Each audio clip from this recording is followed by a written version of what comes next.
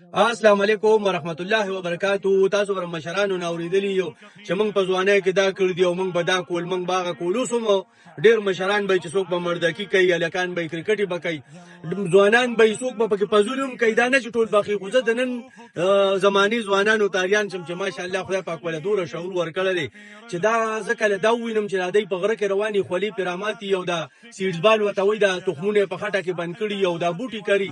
نو زه دای تاریان شمه چې دام ځوانان دي دای کرکټ کول شي، دای اجراګانو پسې ګرځیدای شي، دای پزولي کول شي، دای بلورای کول شي، دای په موبایل باندې گیمونه کول شي. نه هغه خپل راتلونکي نسل غم دی ور سره.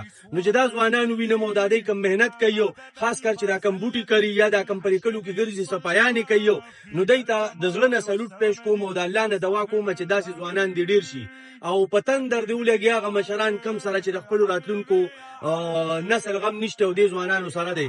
نو ان شاء الله تعالی د دې اجر به تاسو له خدای درکایو. موږ درته هیڅ نشو کولای، موږ د تصرف دواګانې کول شو او په تاسو چې د خولي وینم نو د ازله مې راته دواګانې کوي چې تاسو کم کار کوي او د الله درزا لپاره کوي.